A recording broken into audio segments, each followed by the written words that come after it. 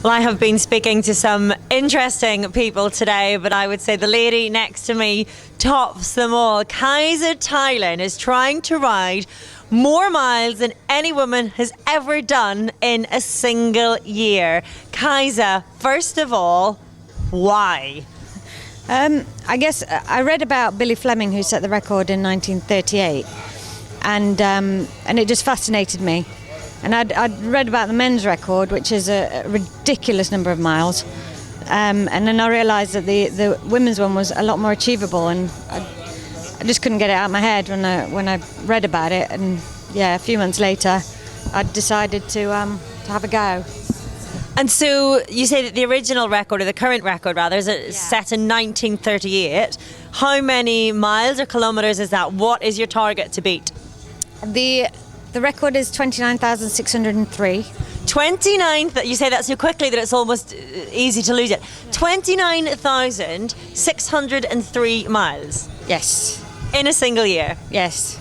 And at the moment, what are you on target, would you hope, to be able to cycle? Well, Guinness have set the record to beat at 31,000, so it's 50,000 kilometres. So that's my target. I'm wanting, obviously, to do a bit more than that to try and make it a little bit, more unreachable, although it still is reachable. But so I'll try my best to push it up as much as I can. But so I understand you're on day 121 just now. Yeah. How many miles, kilometres have you cycled so far this year? I'm just over 10,000 miles currently. So I think... So a fifth of the way there. Yeah, I always have to ask my mum how many miles I've done, and she'll reel it off. But yeah, I know I've gone past the 10,000 mile mark because I had 2 scones to celebrate. So, well, that's living it up. You say you have to ask your mum. Your mum has been instrumental in this journey so far, hasn't she? What's she been doing to try to help you break this world record? She basically looks after me. So she cooks me dinner. She makes my breakfast. She looks after my dog. She tows the caravan. She washes my clothes. Yeah, she's superb. Yeah. And what does the practicality of this involve? You're trying to cycle over 50,000 kilometres this year. Are you doing different routes? Are you cycling the same old route over and over again? What does the reality of it look like? Depends. I mean, to start with, the weather was pretty bad. Wind-wise, I mean, the temperatures in January were decent, but there was a lot of wind, so we stayed quite local to home, which is Nottingham. So I know just about every pothole in Nottinghamshire and Lincolnshire. So you could get a job at the council after this, helping repair the roads. I'm thinking about it. I never want to see them again. I never want to see the potholes again.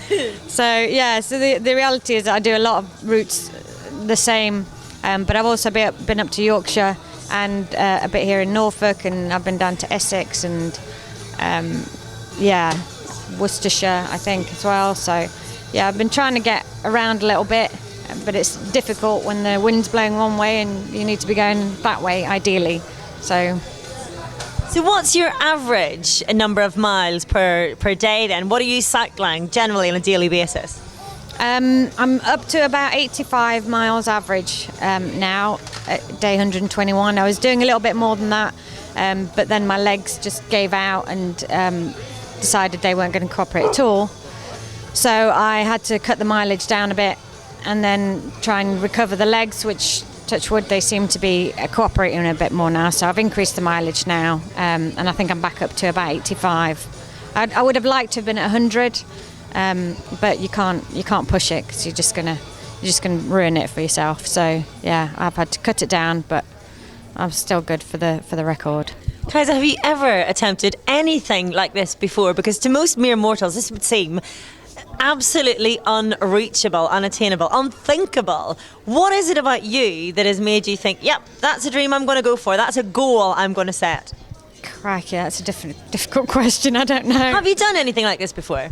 No, I mean I started doing triathlon about 3 years ago. So I've done a couple of Ironman distance triathlons, and the sense of satisfaction that I got from that, maybe that's what pushed me into doing this. But I think I just like to try stuff. So if I fail, then I fail. If I don't, then that's great. But I think you can't be afraid of failure doing this at all.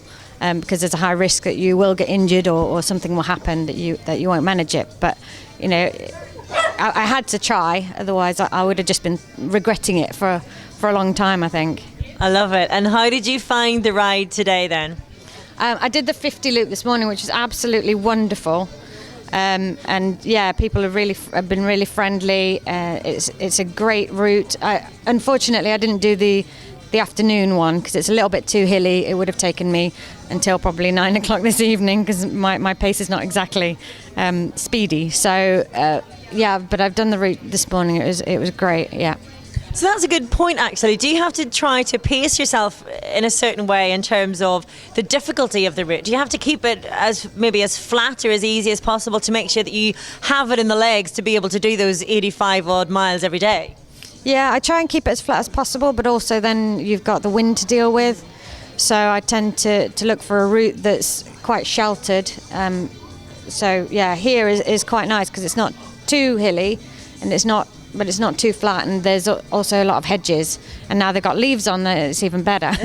So but sometimes, I mean, you can have a really nice flat route, but the wind's in your face the entire time, and then it's just as bad as going up a hill. So, and I just try and keep it at one constant effort, so I don't push myself. I mean, sometimes I have to get up a hill or something like that, but I try and keep the effort steady so that I don't burn myself out. So it's pacing is key, really.